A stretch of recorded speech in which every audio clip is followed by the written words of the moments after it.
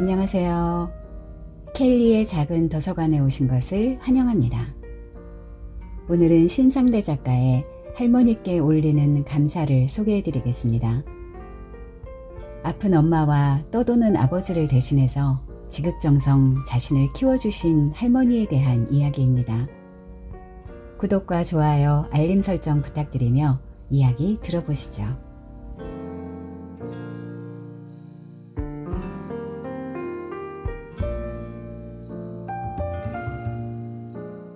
두 손을 받쳐들고 빠진 이를 뱉어내자 한 움큼이나 되는 이가 우수수 쏟아져 내렸다. 이는 내가 아는 것보다 뿌리가 짧은 모양이어서 이게 정말 내 이인지 내 이가 왜 이렇게 왕창 빠져버렸는지 의아해했지만 그게 방금 내 입에서 튀어나온 바에야 상황을 인정하지 않을 수 없었다. 두 손바닥에 수북이 쌓인 이는 대개 아랫니였다. 그 경황 중에도 나는 혀끝으로 위쪽 잇몸을 더듬어 윗니가 붙어있는지 확인했다. 윗니는 대체로 제자리에 있긴 했지만 치아의 본형을 깡그리 잃어버린 기괴한 형태였다. 마치 물에 분 육포조각같이 흐물흐물하게 생긴 살덩이가 잇몸에 줄줄이 매달려 있었다. 거울을 보지 않았는데도 그 살덩이가 붉은 빛을 띠고 있다는 걸 알았다. 역시 육포조각 같은 이의 모양도 볼 수 있었다. 그나마 왕창 빠져버린 아랫니에 비해 이만하면 안심이라고 자위한 건 꿈이었기 때문이었다. 머리맡의 시계는 오전 5시 10분을 가리키고 있었다.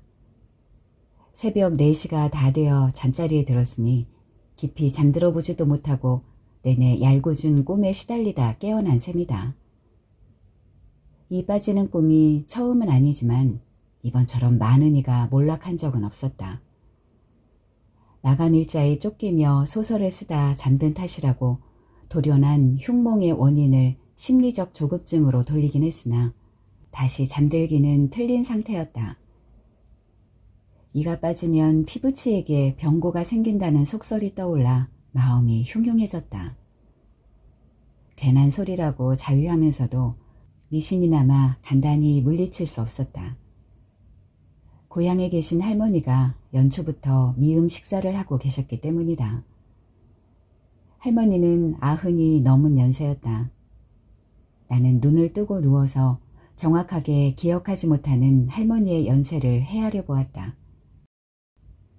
할머니는 늘 내 남동생을 일러 당신의 환갑에 낳은 손자라고 말했다. 그러니까 남동생과는 60살 차이인 셈이다. 동생이 나보다 6살 아래고 내가 41이니까 동생이 35, 할머니는 95이라는 계산이 나왔다. 95에 노환으로 누워 계신 할머니. 때는 노인들이 견디기 힘들어하는 봄철. 시각도 사망률이 높은 새벽이었다. 이전에도 몇 번 이런 경우가 있었다. 얼토당토하는 시각에 전화를 해서 큰고모님의 잠을 깨우곤 했다. 90이 넘은 노모를 모시고 계신 큰고모님은 장조카의 염려 어린 전화에 감격해하면서도 잠기 밴 콧소리로 새벽 단잠을 깨운 가짜는 꿈타령을 나무랐다. 염려 마라 염려 마. 걱정해줘서 고맙다만 할머니는 멀쩡하시다. 지금 새댁처럼 새근새근 잘도 주무시고 계신다. 그런 전례가 있었기에 나는 손수 전화하기가 멋쩍었다. 그렇지만 허황된 꿈으로 여겨 털어버리기에는 빠져버린 이의 숫자가 너무 많았다. 이번엔 분명 무슨 일이 있구나 하고 나는 미혹하나마 내 꿈의 영험을 믿으려 들었다. 곧 전화가 올 거라는 확신마저 가졌다. 큰고모님의 새벽잠을 깨워서는 안 된다는 생각과 벌써 병고가 일어났을 거라는 생각이 교차했다. 할머니의 첫 딸인 큰고모님은 할머니보다 18살 아래로 77이다. 당신이 이미 노인 대접을 받아야 할 처지에 노모까지 모시고 계신 것이다. 어제도 게이트볼 경기를 하느라 가뜩이나 피곤한 몸으로 잠드셨을 분을 내 꿈 한 가지로 깨울 수는 없었다. 내 꿈의 영험은 이제까지 맞아본 적이 없었다. 그렇긴 하지만 그냥 잊어버리고 잠든다는 건 불경스러운 짓 같아서 곁에 있는 아내를 깨웠다. 어깨를 흔들자 몸을 돌려버리기에 엉덩이를 잡고 흔들었다. 전화 좀 해봐. 부스스 눈을 뜬 아내에게 내가 말했다. 꿈 꿨어요? 아내는 다시 눈을 감고 자신의 팔목에 허리를 올리며 말했다. 그래, 이번에는 정말 무슨 병고가 났나 봐. 할머니께 반드시 무슨 일이 일어났을 거야. 자요. 아침에 전화할게. 알았어, 그만 자요. 이빨이 왕창 빠졌어. 한두 개도 아니고 말이지. 아내는 더 이상 대꾸하지 않고 다시 잠에 빠져들었지만 나는 달랐다. 금방 잠들 수 없었다. 95회를 사셨다면 그리 아쉬울 게 없는 일생이었다. 때론 가슴 아픈 일도 슬픈 일도 억울하고 야속한 일도 겪으셨겠지만 두 아들과 세 딸이 아직 건강하고 다들 후손을 두었으며 파란 많은 시절을 지내오면서도 큰 별난을 겪은 일이 없으니 할머니로서는 자식 손자들을 늘 곁에 두고 바라보지 못한다는 점을 제외한다면 별다른 여한이 있을 리 없다. 설사 이 봄날 새벽 호련히 이승을 뜬다 할지라도 누구 하나 고적한 평생이었다고 서러워하지 않을 것이다. 그렇게 할머니의 별세를 기정사실화해버리자 나는 더할 수 없는 슬픔으로 온 가슴이 미어져 왔다. 다른 모든 사람이 호상이라는 말로 할머니의 저승행을 축원할지라도 나만은 오롯이 죄인 역할을 다해야 한다는 생각이 들었다. 소설가가 되겠다는 한심한 한 가지 목표 때문에 장손자인 나는 할머니의 애정에 대해 아직 아무런 보답도 올리지 못하고 있었다. 단정한 맵시에 곱상한 얼굴을 가진 할머니는 95의 연세에도 여전히 작은 인형처럼 깨끗하고 예뻤다. 누구에게도 칠칠맞은 늙은이라는 소리를 들을 뿐이 아니었다. 단정함은 그분의 성격이자 특징이었다. 시골 할머니가 어떻게 그토록 정갈한지 믿어지지 않을 정도였다. 또한 할머니는 그만한 연세이면서도 평생 점을 보지 않았다는 믿기 어려운 이력을 가지고 계셨다. 그렇다고 다른 종교를 가진 적도 없고 점술이나 토정비결, 사주팔자 풀이를 미신이라고 치부할 만큼 개화한 분도 아니었다. 한 가지 이유를 든다면 그깟 점쟁이 말로 내 팔자를 고칠 일도 덧날 일도 없다는 고집과 현실적인 판단 때문이었다. 할머니로서는 점이나 보고 굿이나 하는 그런 싱숭생숭한 치들에게 자신의 이꼴저꼴을 물어본다는 게 자존심 상하는 짓이었다. 그런 할머니가 단 한 번 평생 같지 않게 보았던 점쟁이 여편네 앞에 복채를 내놓고 점을 보았던 이유는 장손자인 나 때문이었다. 정확하게 말하자면 당신의 장손자인 내가 기어이 목적으로 한다는 소설가가 될 수 있는지 없는지를 알아보려고 창백한 얼굴을 한 나를 이끌고 점집을 찾아갔다. 단골네 점집은 우리 집으로부터 먼 곳에 있었다. 집을 나서서 시장통을 지나고 다리를 건넌 다음 다시 산업도로를 가로질러 철길로 올라서고 그 철길을 따라가다가는 뚝방 아래로 내려갔다. 뚝방 아래편 논둑으로 내려서서 꼬불꼬불한 논두렁을 한참이나 지난 뒤에야 산그늘에 담긴 슬레이트집 한 채가 음습한 산골짜기 어귀에 있었다. 나를 데리고 그곳까지 찾아간 여정은 어쩌면 할머니로서는 비구를 무릅쓴 대단한 용단이자 용기였을지도 모른다. 그때 나는 군대를 제대한 뒤 골방에 틀어박혀 지내고 있었다. 낮에는 잠을 자고 밤에는 책을 읽거나 클로버 타자기를 두드려 소설이라는 걸 썼다. 소설가가 되지 못한다면 삶이란 있을 수 없다는 절박함으로 허우적거릴 때였다. 아침은 먹고 자거라. 낮에 자더라도 밥은 먹고 자. 점심은 굶어도 아침은 먹어야지. 웬 감옥살이도 이런 감옥살이가 있을까? 아침나절이면 나는 지난 저녁부터 밤새도록 피워댄 담배 연기에 전 육신과 타자기 앞에 앉아 두 팔을 쳐들고 버린 유치한 재주와의 경쟁으로 파김치가 되어 쓰러져 있었다. 제대하고 3달 만에 몸무게가 8kg이나 줄었고 반년이 지나자 탈진한 꼴이 되었다. 현기증만이 아니라 축농증 증세가 있어 수도가에 나가 콧구멍에 소금물을 부어넣는 치료법을 썼다. 그런 내게 아침밥을 먹여 재우려고 골방 앞으로 온 할머니는 방문을 한 뼘 정도 열어놓고서 방바닥에 쓰러져 있는 나를 타일렀다. 심신이 다 피로해진 나는 지극히 신경질적이었고 또 소설가가 되지 못한다면 어떻게 살아갈 수 있을까 하는 절망적인 고민과 공포로 심한 신경쇠약 증세를 드러내고 있었다. 지금도 아내는 내가 소설을 쓰고 있을 때에는 함부로 곁에 다가오지 않는다. 신경이 극도로 날카로워지는 새벽녘에는 근처에 얼씬거릴 생각을 못한다. 무슨 봉변을 당할지 알 수 없기 때문이다. 등단하기 전해의 겨울, 신춘문예 응모작을 마무리하던 어느 날 나는 어머니에게 부엌칼을 던지고 어머니의 파마 머리채를 잡고 뒤흔든 적도 있었다.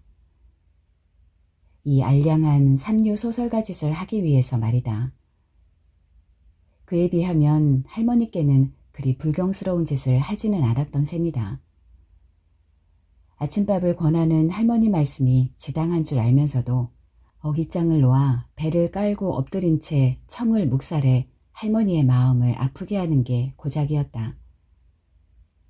당시 어머니는 몇 년째 아버지와 헤어져 사시던 때였기에 어쩔 수 없이 할머니가 그런 내 꼴을 감당하고 있었다. 27살이나 먹은 손자가 밤낮을 뒤바꿔 사는 꼴에도 기가 막혔을 테지만 늘 자살의 유혹에 시달려 허우적대는 내 피폐한 영혼이 할머니를 지치게 했을 것이다. 지금도 눈을 감으면 골방에 가득 차 있던 포악한 광기가 떠올라 몸서리가 난다. 손수건 한 장만한 크기의 창으로 바라보이던 엉클한 적송의 흉측한 모양도 보인다. 나일론 끈을 들고 그 적송 아래로 가 울다가 돌아오는 밤이 몇 번인가 있었다. 나일론 끈을 틀어주고 나무 아래 쭈그리고 앉아 목이 척척하도록 눈물을 쏟았다. 어금니를 물고서 하느님, 하느님 하고 누군가를 외쳐 불렀다. 그건 어떤 종교적 대상이라기보다는 소설가라는 내 목적에 대한 원망이었다. 당당하게 소설이라는 소원을 외쳐 부를 용기도 내겐 없었다. 할아버지가 돌아가시자 아버지는 고향집과 전답을 다 팔아버렸다. 그 뒤 우리 식구가 흘러 다니다가 집이라고 여기고 살던 양회공장 근방 천변에 있던 집이 당시 내가 틀어박혀 지내던 곳이었다. 내가 그 집을 떠나 서울로 올라온 뒤에도 할머니는 그 집 골방 곁에 서 있는 까투리 복숭아가 익으면 우선 내 목부터 따두었다고 한다. 이제 소설과 비슷한 것이 되어 그때처럼 삶과 죽음 사이에서 허우적거리지는 않건만 할머니는 지금도 골방에 쓰러져 있던 안쓰러운 모습으로 나를 기억하고 있는지도 모른다. 그래서 골방 곁에 선 까투리 복숭아 나무의 열매가 익기만을 기다렸을지도 모른다. 당시에 그 나무는 누군가 버린 복숭아 씨앗이 저절로 발아에서 자라난 어린 나무였다. 겨우 내 키만한 크기로 아직은 열매를 맺을 만큼 성숙지 못했었다. 이 사람이 내 맞손잘세. 저렇게 죽기로 길을 쓰고 무슨 공부를 하는데 그게 될라는지 말라는지 자네가 좀 알아나 보지. 할머니가 내 야윈 꼴을 가리키며 점쟁이 여인에게 말했다. 무슨 공부를 하는 양반인데 그렇게 죽자고 애를 쓴대요, 할머니? 볼펜이 끼워진 잡기장을 끌어당기며 여인이 물었다. 몰라. 무슨 귀신이 씌었는지 무슨 일인지 그거야 낸들 아나. 그러면서 할머니는 여인에게 내 사주팔자를 일러주었다. 그때까지 나도 자세히 모르고 있던 내 사주팔자였다. 당신 손으로 직접 받은 맞손자니만큼 할머니는 나보다도 정확하게 내 사주팔자를 알고 있었다. 점쟁이 여인은 내 얼굴을 훑어보면서 사주팔자를 풀더니 듣기 싫지도 좋지도 않은 결론을 냈다. 속에는 훤한 영감이 번듯하게 들어앉았지만 아직은 때가 일러. 장래에는 고래등 같은 기와집에 앉아 사방 천지를 호령하며 살겠네. 할머니, 아직은 때가 아니지만 아주 좋은 팔자구만요. 점쟁이 여인은 나보다는 할머니의 위압에 대답하고 있었다. 하지만 여인의 사주풀이는 할머니에게도 내게도 영 신통치 않은 소리였다. 본래는 관으로 나설 사주지만 사업을 한다면 건어물을 취급하거나 여관이나 목욕탕처럼 투기성이 적은 사업을 하는 게 좋겠다고 덧붙였다. 또한 실없는 소리였다. 점쟁이 여인은 한술 더 떠서 본시 허약한 심정을 가진 사람이지만 늘 정에 줄여 있는 형국이라고 나를 진단하면서 지금이라도 수양 어머니를 하나 정해주는 게 좋겠다는 말을 덧붙였다. 제대로 말하자면 4살이나 18살, 24살이 수양 어머니를 모시기 딱 좋은 나이지만 지금이라도 그냥 어머니로구나 하는 사람을 하나 정해두고 왔다 갔다 하는 게 운대를 바로 세우는 데 도움이 될 거라고 설명했다. 당시 어머니와 아버지가 이혼해 있던 처지였으므로 어쩌면 점쟁이 여인의 말은 내 운명의 일단을 간파했다고 볼 수 있었다. 그러나 할머니의 의견은 단호했다. 제 어미가 멀쩡히 살아있는데 무슨 수양의 미를 삼아. 무슨 그런 얄궂은 짓이 있을까. 내 생각도 할머니와 같았다. 설사 그러한 보완적 운명이 필요하다 손 치더라도 어머니가 있는 바에야 남과 인위적 모자관계를 맺는다는 것은 불륜이라고 생각했다. 그러나 이제 나이가 들어 생각해보면 내겐 줄곧 모성 결핍이라는 정서적 불안 요소가 내재하고 있었던 듯하다. 내게 있어서 수양 어머니라는 대상은 어머니라기보다는 모성을 가진 존재, 정신적 안온을 마련해주는 여자, 성적 에너지를 희석시켜줄 수 있는 여성성을 상징하고 있었다. 사주풀이에 대해 나나 할머니가 다 탐탁치 않은 눈치를 보이자 여인은 몸을 일으켜 반다지 위에 놓여있던 낡은 책 한 권을 내렸다. 총각이 무슨 공부를 하는지는 몰라도 하도 애를 쓴다니까 봐주는 거야. 이 당사주는 덤으로 봐주는 거야. 여인이 내게 말했다. 책장을 넘겨 내 사주를 찾아가면서 할머니에게도 한마디 했다. 할머니, 이건 복채 외에 더 봐주는 거예요. 이윽고 여인이 내 사주팔자의 항목이라고 짚은 당사주 책장이 펼쳐졌다. 오래된 책이라 조악한 상태이긴 했으나 팔자소관에 대한 설명이 색도 인쇄된 그림으로 그려져 있었다. 내 몫의 운명을 은유하고 있는 그림은 지극히 풍류적인 한 장면을 묘사하고 있었다.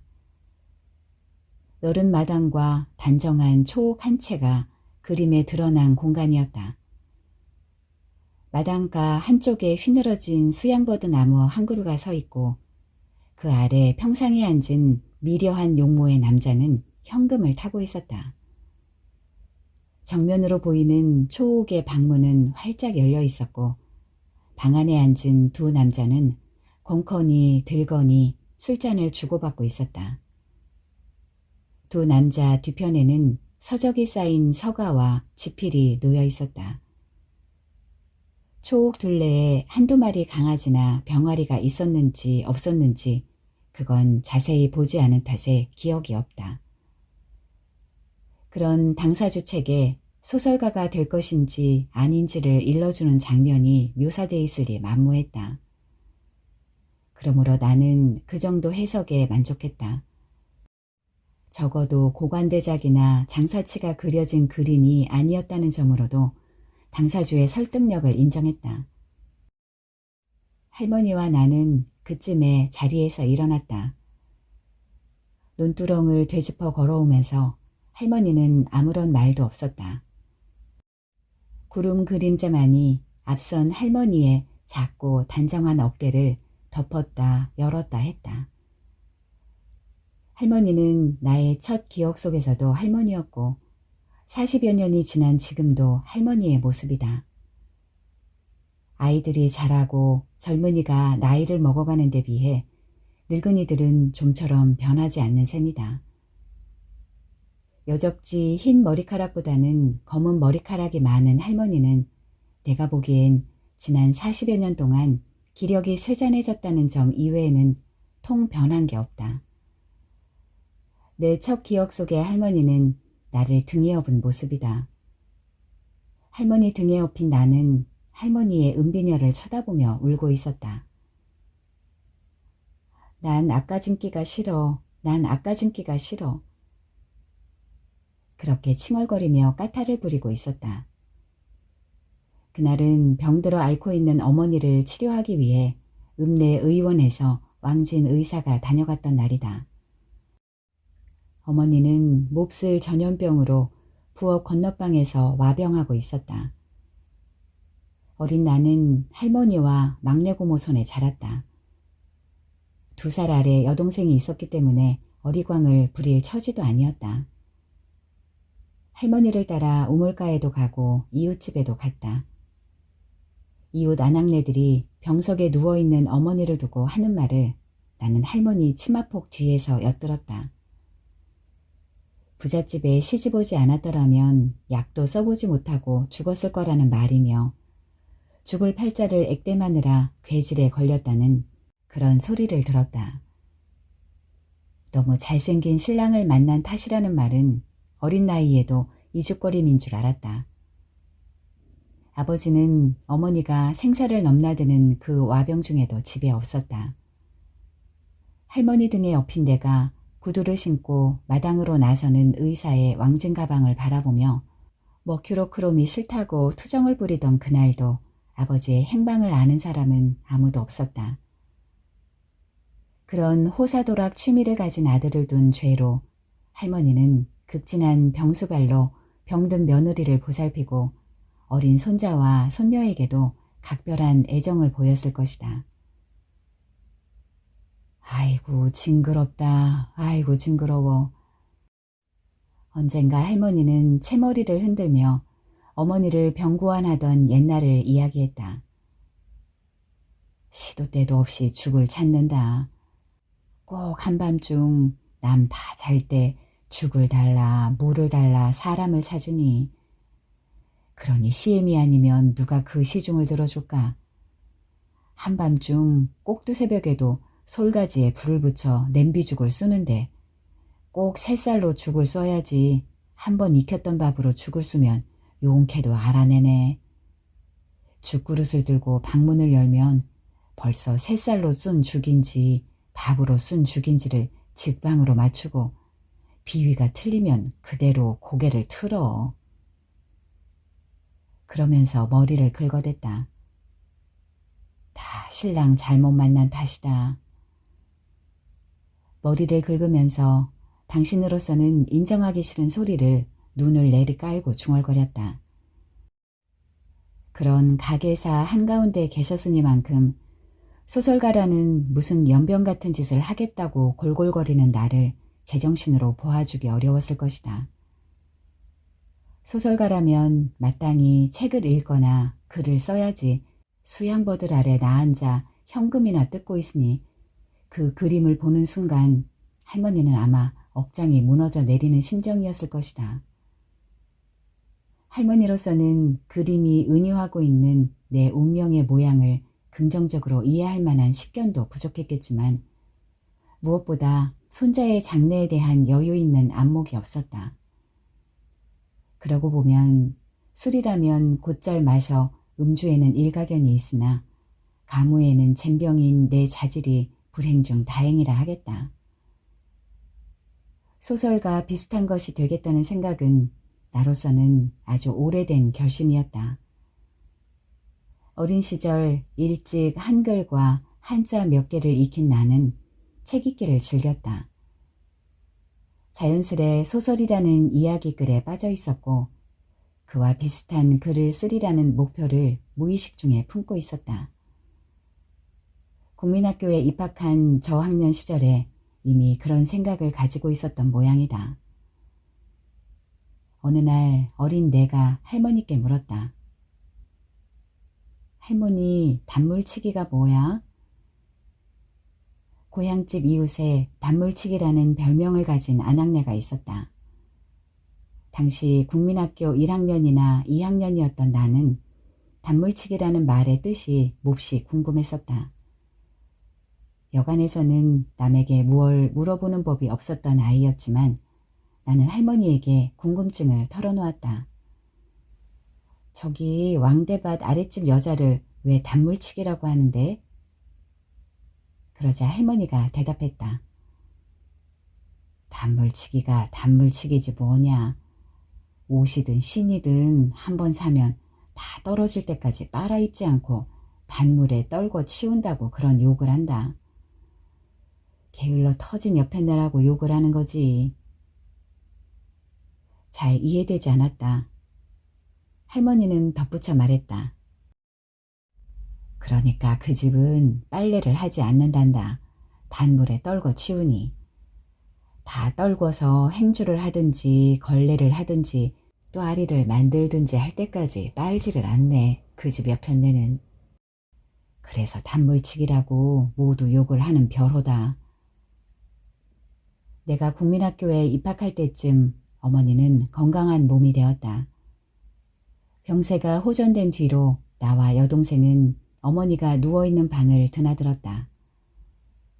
어머니는 자리에 누운 채 어린 아들과 딸에게 노래 한 가지를 가르쳐 주었다. 병석에 누운 어머니로서는 아이들을 위해 해줄 수 있는 일이 그거밖에는 없었기 때문이었다. 그 노래란 어머니로서는 가장 귀하고 아름다운 노래라고 여긴 애국가였다. 자주 집에 있었던 건 아니지만 아버지도 아이들에게 귀하고 아름다운 무언가를 가르쳐 주었다. 그건 한글과 천자문이었다. 일찍부터 책을 읽을 수 있었던 나는 뒷방 벽장 안에 쌓여있던 책더미를 뒤져 마구다지로 읽었다. 고모와 삼촌이 보던 책만이 아니라 몇 년 동안 중학교 생물 교사를 한 아버지가 남겨둔 이런저런 책을 어린아이답게 재미로 골라 읽어댔다. 그 가운데 섞여있던 소설책에 유독 탐닉했던 나는 그래서 단물치기니 대들사위니 하는 대상에 대해 나름대로 눈여겨보고 있었던 모양이다. 내가 오늘날 소설 비슷한 걸 쓰고 또 그 소설 창작이라는 행위를 귀하고 아름답게 여겨 문학도로서의 자존심을 지켜나가는 저간의 힘은 아마 그분들의 애정과 그분들로부터 물려받은 낭만적 품성 때문이라 여겨진다. 단물치기라는 별명을 가진 아낙네의 집은 우리 집과는 한 걸음 떨어진 이웃에 있었다. 협동조합과 이발소, 담배포와 기계방앗간으로 가려면 그 단물치기 내 울바자 곁으로 지나가야 했다. 그 집 앞을 지날 때면 나는 울바자 틈으로 집안을 엿보며 어떻게 새 옷을 단물에 떨궈 치우는지 알아내기 위해 주의 깊게 살폈다. 그러나 그런 의도는 좀채 성공하지 못했다. 내가 관찰한 바로는 그 집 식구 누구도 남루한 옷을 입고 있지 않았다. 그러던 어느 여름날 대낮, 국수를 틀러 기계 방앗간에 가 있는 할머니와 어머니를 찾아가던 길에 단물치기네 집 앞을 지나게 되었다. 그날을 아직도 기억하는 이유는 어린 나로서는 대단히 충격적인 광경과 맞닥뜨렸기 때문이다. 단물치기네 집 울바자에 새하얀 빨래가 널려 있었던 것이다. 놀라운 일이었다. 기계 방앗간에 가서 기계에서 막 뽑혀나온 말랑말랑하고 길다란 국수가닥을 바라보거나 마른 국수가닥을 한 꼭지씩 절단대에 올려 국수칼로 잘라내는 장면을 보면서도 영 기분이 좋지 않았다. 코를 찌르는 밤꽃 향기와 기계 방앗간의 굉음과 벙커시우 냄새와 높은 방앗간 천장에서 힘차게 돌아가던 피대와 너른 마당에 가득 널려있던 흰 국수빨과 빛나는 햇살, 무더위와 현기증에 대한 기억은 단물치기네 집 울바자에 널려있던 새하얀 빨래의 모양과 겹쳐지며 불가해하고 부조리한 사실에 대한 상징으로 아직까지 기억되고 있다. 단물치기네 집 울바자에 널려있던 빨래에 대해 나는 결국 할머니께 물어보지 못했다. 스스로 알아버렸기 때문일지도 모르겠다. 할머니가 등장하는 또 한 가지 유년의 기억은 맨 처음 본 바다에 대한 인상이다. 할머니와 왕고모를 따라 해수욕이라기보다는 물맞이를 간 셈인데 기억컨대 나로서는 처음 바다를 만난 여행이었다. 우리가 물맞이를 간 곳은 바다와 하천이 만나는 하구의 한 지점으로 어른키로 2길쯤 되는 폭포가 있었다. 가까이에 탄광이 있어서 밭 보퉁이를 풀어놓은 자갈밭 한쪽에 석탄 묻은 검은 돌이 널려 있었다. 처음 본 바다라는 장소는 난감하기 그지없는 모양을 하고 있었다. 한없이 푸르고 한없이 너르고 한없이 흔들리고 있었다. 그 어이없는 모양에 나는 마냥 쑥스러운 몸짓을 했다. 그렇지만 해당화라는 붉은 꽃은 낯설지 않았다. 지금도 나는 해당화를 만나면 몹시 반갑다. 바다라는 감당하기 어려운 장소에서 비켜난 내 앞에 지천으로 피어있던 꽃. 바닷가에 무더기 피어있던 붉은 해당화와 그 열매의 단맛은 결코 잊을 수 없다.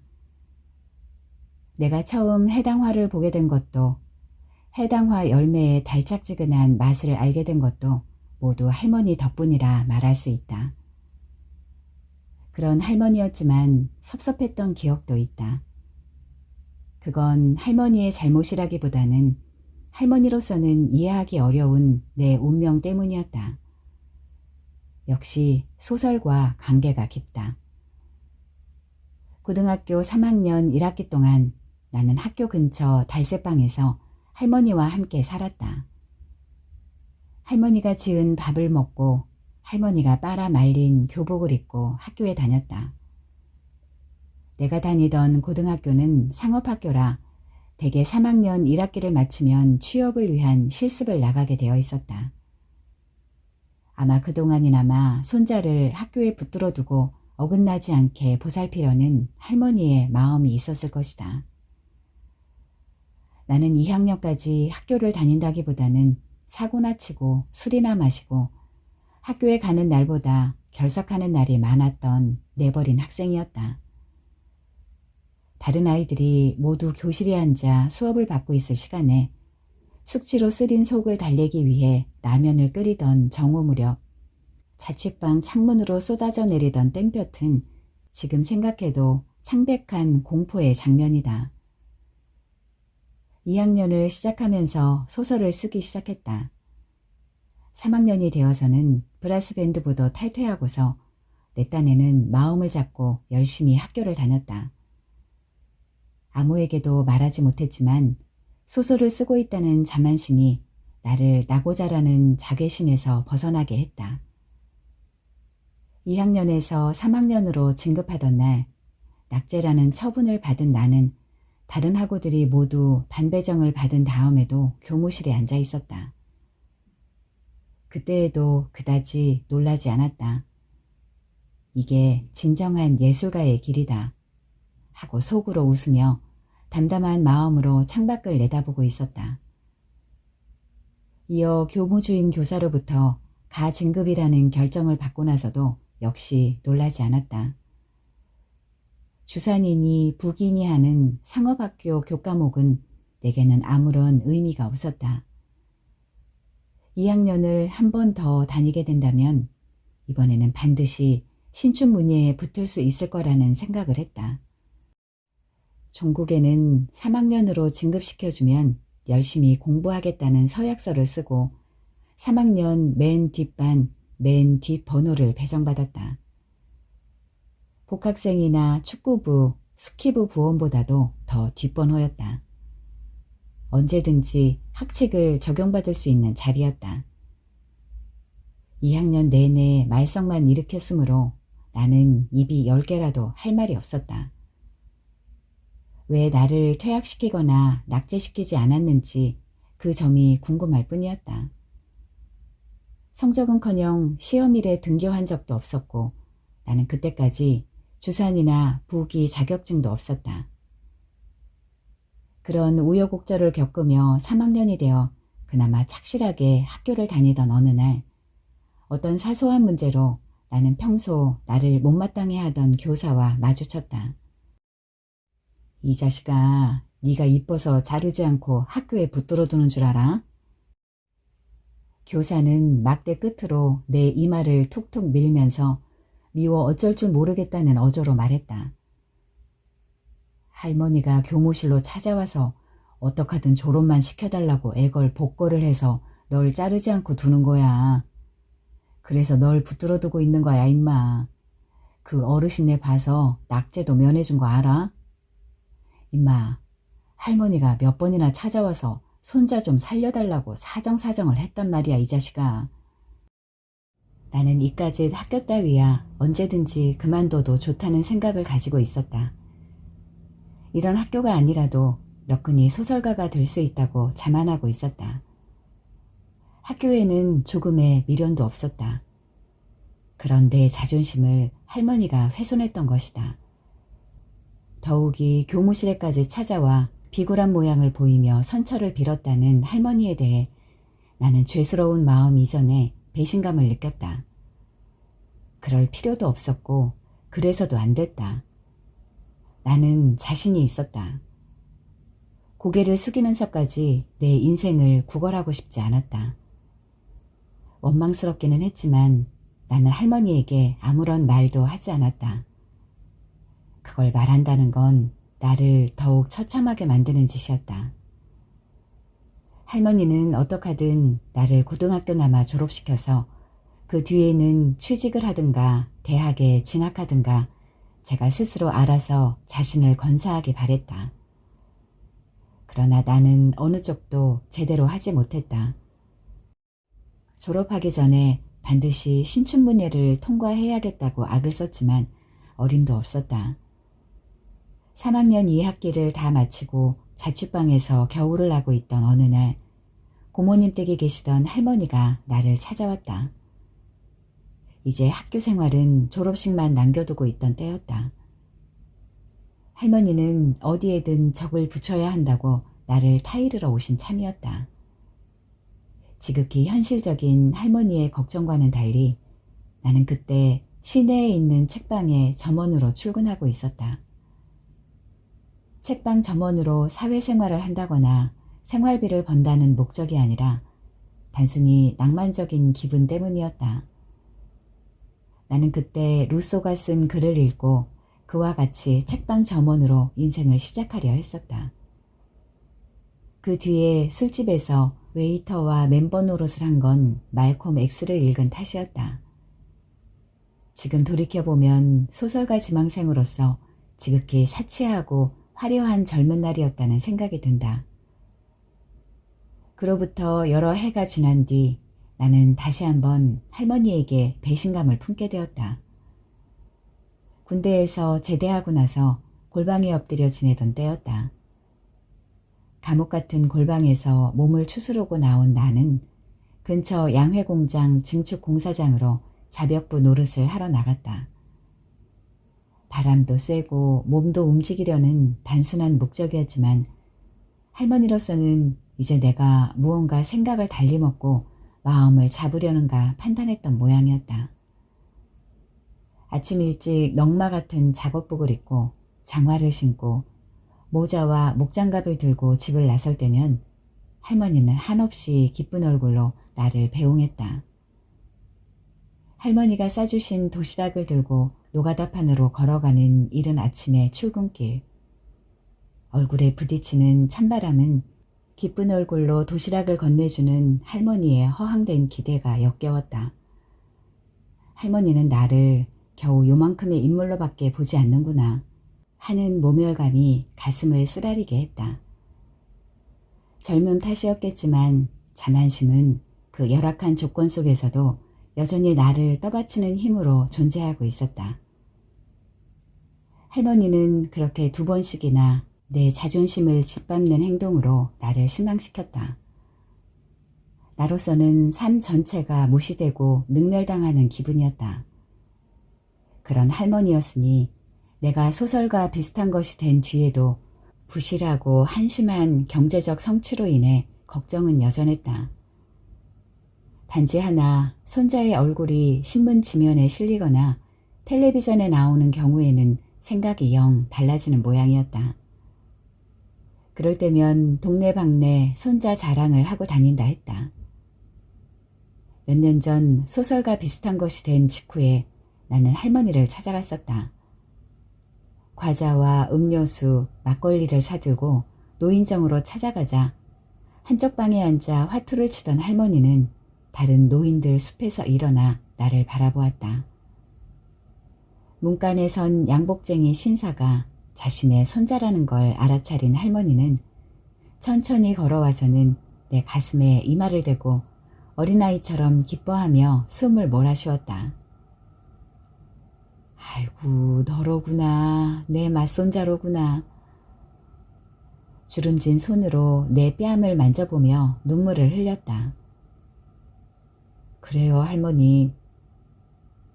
나는 더 깊이 감동하고 싶지 않았다. 어느새 폭삭 늙어버린 할머니가 타향의 경로당에서 화투나 치고 있다는 사실에 우라가 치밀었다. 고향이라고는 하지만 그 동네는 고향집이 있던 시골에서 30여리나 떨어진 곳이었다. 그러니 노인정에 있는 노인들은 타향 사람이나 마찬가지였다. 할머니가 내 어깨에 2 손을 얹고 울고 있는 사이 다른 노인들이 우르르 얼굴을 내밀었다. 이미 할머니로부터 손자 자랑을 들어오던 노인들이었다. 그 가운데 한 노인네가 이쪽으로 다가와서 할머니를 부축하면서 다른 노인들에게 말했다. 이 사람이 할머니 맞손자래. 그렇게 고생을 하다가 이제서야 탤런트가 됐대요. 그러자 노인정에 있던 모든 노인들이 박수를 쳤다. 나는 웃었다. 나를 탤런트라고 소개했기 때문이 아니었다. 내가 웃지 않을 수 없었던 까닭은 소설가가 뭔지도 모르는 시골 노인들이 어떤 연유로 발음하기도 어려운 탤런트라는 직업의 이름을 알고 있는지 그게 신기하고 우스웠다. 할아버지는 내가 중학교 3학년 때 별세하셨다. 74이라는 연세였으므로 그리 단명했다고 볼 수는 없지만 천명대로 사셨다면 백수를 누리고도 남을 뿐이었다. 사망 이유는 노환이었다. 여러 해 전부터 위장병으로 인한 소화장애를 앓아오던 노인이었으므로 노환이었음엔 틀림이 없었다. 식구만이 아니라 일가 친척도 호상으로 평하며 젊은 시절 약주를 많이 하신 뒤끝에 얻은 위장병 탓이라고 노환의 배경을 진단했다. 하지만 그 위장병을 악화시킨 원인으로 아버지의 방종한 생활 태도를 빠뜨릴 순 없었다. 할아버지는 장자인 아버지에 대한 배신감과 일가 친척과 이웃에 대한 수치심으로 울화를 삼키던 분이었다. 그런 할아버지와 달리 할머니는 아버지에 관한 한 어떤 미련도 배신감도 가지지 않는 성격이었다. 무한한 이해와 자기 합리화로 당신의 자식에 대해서는 어처구니 없을 만큼 이기적인 애정을 보이는 성품을 가지고 있었다. 그게 할머니의 장수 비결이었다. 내가 술 마실 나이가 되기 전에 돌아가신 할아버지는 아마 저승에서도 손자인 나만은 술을 입에 대지 않으리라 믿고 있었을 것이다. 아버지의 허물 가운데 하나가 술을 너무 좋아한다는 점이었기 때문이다. 그러나 할머니는 달랐다. 아버지의 허물을 허물로 인정하지도 않았지만 술 때문에 곡절이 생겼다고는 생각지 않았다. 그런 만큼 내가 굶기를 먹듯 하며 골방에 처박혀 지낼 때에도 나 때문에 생긴 식은 밥을 알뜰히 모아두었다가 막걸리를 담갔다. 아버지와 내가 그 막걸리를 함께 마셨다. 아무리 흠을 잡아 혹평을 하자고 해도 할머니의 주조 솜씨는 전륜에 가까웠다. 무슨 특별한 재료나 비결이 없었음에도 감칠맛 나는 막걸리를 익혀내는 솜씨를 가지고 있었다. 계절에 관계없이 술을 익히느라 별스럽게 온도를 조절하지 않아도 방 아랫목 한쪽에 놓아둔 작은 술단지에 덮어둔 담요를 덮었다 벗겼다 하는 직감으로 막걸리의 숙성을 조절했다. 술단지의 배를 만져보거나 주둥이 근처에 코를 대고 슬쩍 냄새를 맡아보는 걸로 술의 숙성 정도를 정확하게 감별해냈고 거기에 대처했다. 한 번은 내가 먹지 않고 두었던 옥수수 식빵이 곰팡이를 피우며 부패하고 있었는데 그 옥수수 식빵 뭉치를 통째로 술단지에 던져넣는 것이었다. 나중에 그 단지에서 떠낸 막걸리를 마셔보니 고소한 옥수수 맛이 살짝 감돌아 기가 막힌 막걸리 맛이 났다. 할머니는 부패를 발효로 뒤틀어버리는 솜씨를 가지고 있었던 것이다. 술만이 아니라 음식에 있어서도 할머니가 주물러내면 설사 흰 머리카락 몇 올이 섞여 있더라도 특별한 맛이 났다. 강직한 면이 있으나 스스로 강직하다고 여기지 않고 자유롭지만 철없는 아이처럼 분수를 넘어서기도 하고 때에 따라서는 표독하게 이기적이기도 하며 자기애가 강한 성격이 할머니의 천성이자 장수 비결이랄 수 있다. 물물이 늙는다는 말처럼 내가 보기에 할머니는 평생 단 한 번 늙었던 것 같다. 내가 갓 소설가 비슷한 것이 되고 어머니와 아버지가 다시 화합한 그쯤이었다. 할머니가 80대여섯 되던 해였다. 전해까지만 해도 마당가에 고추와 호박을 심고 봄철이 되면 삼배를 다듬느라 마당 가득 삼배 틀과 연장을 널어놓곤 했었다. 어머니가 돌아와 부엌 살림을 맡고 나자 할머니는 금방 맥을 놓은 사람처럼 일시에 늙은 모습을 했다. 집착이 사라지자 기력도 떨어진 모양이었다. 그러자 늙은이다운 응석이 생겨났다. 이전에는 응석을 부리고자 해도 받아줄 사람은커녕 그럴 분위기가 아니었기 때문에 여태껏 참아왔다는 듯이 하루아침에 이곳저곳 아픈 데가 생겨나고 엄살도 심해졌다. 하지만 우리 식구는 할머니의 응석을 고스란히 받아줄 만큼 정서적으로 여유롭지 못했다. 할머니의 응석은 근방에 사는 큰 고모님만이 타박과 동정으로 응대해 주었다. 내가 할머니께 보청기를 사드린 것도 그 즈음이었다. 다른 곳은 전혀 이상이 없는데 오직 가는 귀가 먹어 듣는데 애로가 있다는 어머니 말에 따라 나는 가장 품질 좋은 보청기를 샀다. 그러나 나중에 알고 보니 가는 길 먹었다는 할머니의 엄살도 응석의 한 가지였다. 손자가 사준 보청기를 끼고 노인정에 가서 실컷 자랑을 하고 나서는 다음 날 빼던졌다. 나중에 내가 집에 내려가 물어보니 당신으로서는 귀가 왕왕거려 못 쓰겠어서 노인정에 있는 다른 영감한테 줘버렸다고 했다. 그 늙은이는 당초에 듣지를 못하네. 하나도 안 들린대. 귀때기에 대고 고래고래 소리를 질러도 뭔 소린 줄을 몰라. 이럭하고 멀거니 앉아있네. 비싼 보청기를 사용해보지도 않고 다른 노인에게 줘버렸다는 말이었다. 할머니는 온 식구가 당신을 둘러싸고 앉아 오직 당신을 화제로 삼고 날밤을 지새우기만을 바라는 눈치였다. 물론 할머니는 식구의 즐거운 화제거리였다. 그 가운데 늘 떠오르는 화제는 할머니의 투전 실력이었다. 어머니에 따르면 노인정에 출근해서는 인화투를 치는데 좀처럼 잃는 법이 없다고 했다. 오늘은 36원을 땄다. 점심때까지 90원을 땄다가는 다 잃고 30원을 건졌지 않느냐. 노인정에서 돌아오면 그날의 전과를 그렇게 자랑한다는 것이었다. 그런데 할머니가 10원씩 20원씩 잃기 시작하고 노인정에 돌아와서는 울적한 기분을 보이기 시작한 건 노인정으로 나다니신 지 이태가 지난 뒤였다. 어머니는 알 수 없는 일이라고 내게 말했다. 기력이 떨어져서 돈을 잃는 건지 아니면 이제까지는 고령이라고 봐주던 젊은 할머니들이 안면을 바꾼 것인지 알 수 없다며 웃었다. 할머니는 노인정에서도 가장 노인이었다.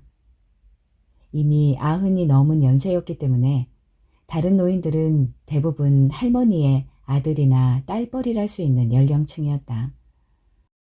점심때면 돌아가면서 국수를 끓이는데 할머니는 가던 날부터 이날까지 하루도 당번을 맡은 적이 없고 가만히 앉아서 제일 먼저 음식을 받는 좌장 노릇을 독차지하고 있다는 것이었다. 내가 수시로 이것저것 먹거리를 가져다 주지만 이젠 눈치가 보여서 못 쓰겠어.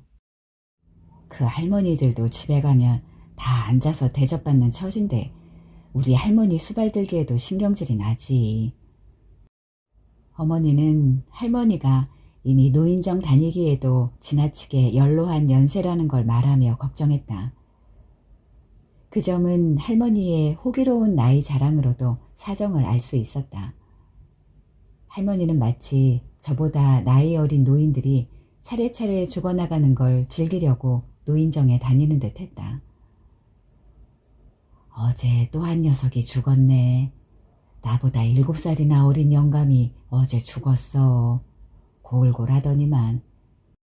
그러니 이제 내 밑으로 3살 아래 영감이 하나, 4살 아래 할매가 하나, 6살 아래 영감놈이 하나, 그리고는 다 10살씩이나 어린 영감 헬미들일세.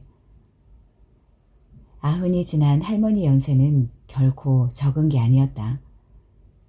할머니보다 더 연세 드신 분이 없지는 않겠지만 그런 분은 대개 기력이 붙여서도 그렇고 주위의 권유로 건넌방 나들이나 하며 집안에서 지내지 노인정 출입을 삼간다는 말이었다. 기력이 떨어진 건 아니지만 남복이 우세스럽다는 이유로 할머니도 곧 노인정 출입을 끊었다. 근방에 살고 계신 큰고모님 댁으로 거처를 옮긴 할머니는 그곳을 집으로 삼고 큰고모님과 지냈다. 4년 전 일이었다. 노인정에 가보면 죄대 친구들인데 이런 늙은이를 자꾸 보내면 밉상이나 받지. 큰고모님은 당신이 할머니를 모시게 된 사정을 간단히 설명했다. 가끔 집에 내려가면 할머니는 거친 숨을 내쉬고 들이쉬고 금방 숨이 넘어갈 듯이 가래 끓는 소리로 내게 한탄했다. 이 이 사람아, 왜 이 늙은이는 죽지도 않는데? 할머니는 내 손을 모두어 잡고서 하소연인지 반갑다는 인사인지 저승사자 타령을 했다. 그놈들은 뭘 하기에 이 늙은이를 번쩍 잡아가지도 않는데. 그러나 내가 보기에 할머니는 금방 돌아가실 것 같지 않았다. 볼은 발갛고 반달이 반듯하게 든 손톱은 연홍빛 혈색으로 물들어 있었다. 그렇게 죽지 못해 하다가도 머리카락이나 치아에 대한 이야기가 나오면 가는기 먹은 사람답지 않게 남의 이야기를 끊고 끼어들었다. 좀 빠지기는 했지만 아직은 다 까맣네. 이도 생내이지 남의 이가 아니야. 정수리께에 좀 빠져버리기는 했으나 할머니의 머리카락은 절반 이상이 검었다. 이제는 비녀를 꽂지 않고 커트머리를 하고 있었다. 감겨서 비녀 꽂아주기가 귀찮아 큰고모님이 미장원에 모시고 가 냉큼 잘라버렸다고 했다. 그 검은 커트머리와 흰 치아를 드러내 보이며 어린아이처럼 좋아하다가도 또 저승사자 타령을 했다. 왜 좀 안 잡아갈까? 이 사람아, 날 좀 슬쩍 잡아가라고 하게. 잠자듯이 슬쩍 잡아가라고 해. 기어이 내 손을 놓아주지 않고서 할머니는 거듭 응석을 떨었다. 그럴 때면 거칠던 숨소리도 말끔하게 잦아들어 90살이 넘은 늙은이답지 않았다. 내보다 밥을 더 드시는데 어느 귀신이 잡아갈 생각을 하겠나. 참네. 아침, 점심, 저녁 한 끼를 거르지 않는다. 누가 찾아와 사과를 먹으면 사과를 먹고 요구르트를 먹으면 요구르트를 먹고 남들 먹는 건 죄다 먹고 편도 2-3번씩 보는데 돌아가시기는 웬걸. 큰고모님은 크게 웃어버렸다. 오히려 내가 먼저 가겠다. 봐라 내 약봉지들을. 네 할머니는 이적지 약을 몰라요. 전날에 무얼 잡수시고 얹혔는지 속이 아프다길래 소화제 하나를 드렸더니 즉방에 낫는다. 즉방에 나. 아이고 저 늙은이가 돌아가시려면 아직 10년은 더 있어야 할 거라. 내가 먼저 가고 말지 이렇게 약을 달고 사는데. 숨소리는 예사롭지 않은데요. 나는 걱정스러운 눈으로 할머니의 목덜미를 내려다보았다. 괜찮다 괜찮아. 누가 오면 의뢰 그런다. 그러다가도 누워 잠만 들면 새근새근 잘도 잔다. 네 왔다고 오랜만에 손잡았다고 그러는 거지. 많이 외로우신지 할머니는 한 해에 1-2번씩 금방 돌아가실 듯이 몸져 누워서는 아들, 딸과 손자, 손녀를 불러 모았다. 서울에서 부산에서 모두 모여들고 나면 할머니는 곧 회복되었다. 올해 초 고향에 사는 남동생으로부터 할머니가 위독하다는 전가를 받았으나 나는 가보지 못했다. 연례 행사처럼 벌어지는 집합소동이라 설마 하기는 했지만 연세가 연세인 만큼 방심할 수는 없는 일이었다. 나를 대신해 다녀온 아내는 큰고모님과 할머니께 따로따로 용돈을 드리고 왔다고 했다. 기력이 많이 떨어지고 감기 몸살로 누워서 미음을 들고 계시지만 눈동자며 살색을 보니 돌아가실 분이 아니더라고 할머니의 모습을 전했다. 그러고도 걱정스러워 며칠 뒤에 나는 남동생에게 전화를 했다. 동생은 어제도 할머니한테 가보고 왔는데 이젠 다 회복되었더라고 전하면서 가보니까 병석에서 일어나 앉아 작은아버지와 고모님들이 주고 간 용돈을 세고 있더라고 말하며 낄낄대고 웃었다. 아직은 10년은 더 사시겠더라는 의견은 아내도 마찬가지였다. 그러면서 공깃돌 사건의 전말을 이야기했다. 큰고모님 손자들이 벌써 대학생이잖아. 큰고모님 외손녀 중에 막내가 초등학교 4학년이래. 걔가 붙인 공깃돌이래요. 사건의 발단은 작년 어버이날이었다고 한다. 저희 외할머니에게 전화한 큰고모님의 막내 외손녀가 외할머니는 뭘 하며 지내시냐고 묻고 큰고모님은 늘 텔레비전만 보고 지낸다고 말했다는 것이다. 그러자 초등학교 학생인 외손녀는 이번 어버이날 선물로 외할머니가 방에서 가지고 놀 수 있는 선물을 붙이겠다고 말했다. 그 뒤 어버이날이 되어 붙여온 선물 가운데엔 초콜릿도 있고 비스킷도 있었는데 알록달록한 알사탕 5개가 든 봉지도 함께 있었다. 이가 좋지 않아 딱딱한 음식을 드시지 못하는 큰고모님은 그 알사탕 봉지를 할머니에게 던져주며 이건 어머니나 드시라고 했다는 것이다. 실상 그건 알사탕이 아니라 큰고모님의 외손녀가 저희 외할머니가 방에서 가지고 놀라고 붙인 공깃돌이었다. 공깃돌을 그렇게 알록달록한 플라스틱 제품으로 만들었으리라고는 생각하지도 못한 두 할머니는 당연히 알사탕인 줄로만 안 것이었다. 할머니는 봉지를 열어서는 제 몫으로 차지한 알사탕을 입에 넣고 천천히 녹여 먹을 참이었지만 영 단맛이 우러나지 않았던 모양이었다. 그래서 알사탕을 1개도 아니고 3개씩이나 이로 깨물어 뜯었다. 알사탕이 아닌 공깃돌은 당연히 플라스틱 껍질과 그 속에 들어있던 베어링으로 나누어졌다.